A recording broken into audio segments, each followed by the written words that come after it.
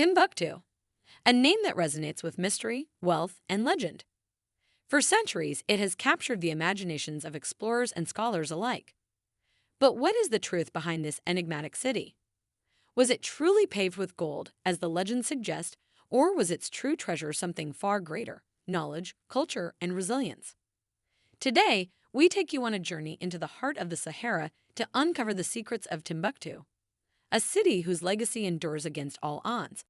Timbuktu's story begins humbly in the 12th century. At the time, it was little more than a seasonal camp established by Tuareg nomads at the edge of the Sahara Desert. The name Timbuktu is said to come from Tin Abutut, the name of a woman who guarded the camp supplies. Little did she know that her name would one day echo across continents. Located near the Niger River, Timbuktu offered access to fertile lands and a strategic position along trans-Saharan trade routes. Caravans laden with salt, gold, ivory, and spices passed through, and over time, the camp evolved into a bustling town. By the early 13th century, Timbuktu was no longer just a stopover, it was becoming a hub of commerce. Trade was the lifeblood of Timbuktu. Salt, often referred to as white gold, was one of the most valuable commodities of the time. Blocks of salt were mined in the Sahara's depths and carried by camel caravans to Timbuktu, where they were exchanged for gold from West African mines. But the trade wasn't limited to goods. Ideas, cultures, and languages flowed freely, transforming Timbuktu into a melting pot of diversity. Imagine the city at its height. Markets bustling with merchants haggling over spices, fabrics, and precious metals. The air would have been filled with the hum of different languages: Arabic, Berber, and Mande. Timbuktu wasn't just trading wealth, it was trading identity, ideas, and innovation. In the 14th century, Timbuktu became part of the Mali Empire, ruled by Mansa Musa, whose wealth remains unmatched even by today's billionaires. His legendary pilgrimage to Mecca in 1324 turned heads across the medieval world.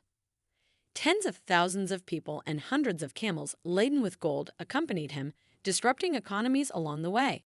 Mansa Musa's pilgrimage wasn't just about wealth, it was a statement of Mali's glory. Under his reign, Timbuktu flourished. He poured resources into building mosques, libraries, and schools, laying the foundation for Timbuktu's golden age. By the 15th century, Timbuktu had reached its zenith. At the heart of his intellectual brilliance was Sankore University, a beacon of learning that attracted scholars from across Africa and the Middle East. Subjects ranged from mathematics and astronomy to medicine and law. The city's libraries housed tens of thousands of manuscripts, some containing knowledge centuries ahead of their time. Timbuktu wasn't just a city of trade, it was a living library, a repository of human achievement. Its mosques and institutions symbolized the marriage of commerce and culture. As Timbuktu's fame spread, so too did the myths.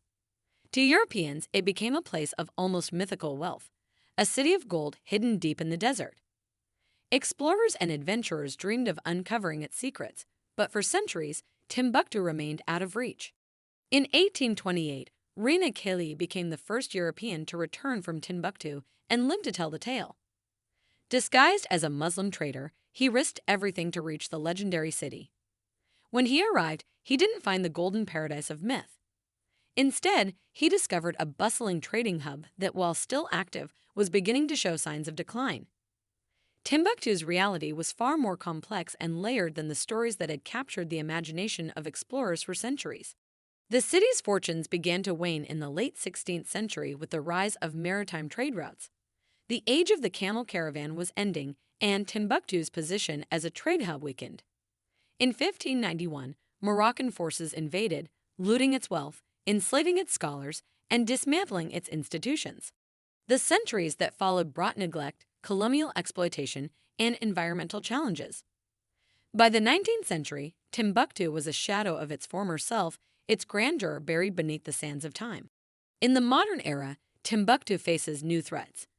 Desertification encroaches on its streets, and political instability has taken its toll. In 2012, militants destroyed ancient mausoleums and attempted to erase the city's cultural heritage. But Timbuktu's people refused to let their history be erased. In a daring operation, locals smuggled over 300,000 ancient manuscripts to safety, hiding them in secret locations. Today, Efforts are underway to digitize these manuscripts, ensuring that their wisdom is preserved for future generations. Timbuktu is more than a city, it is a symbol. It represents Africa's intellectual and cultural contributions to the world, a reminder that the continent's history is as rich and diverse as any other. Its manuscripts, its mosques, and its resilience stand as testaments to the power of knowledge and the enduring strength of the human spirit. What lessons can we learn from its rise and fall? How can we ensure that its legacy continues to inspire future generations? Let us know your thoughts in the comments below. And if you enjoyed this journey, don't forget to like, share, and subscribe to Echoes of the City for more stories from history's greatest cities.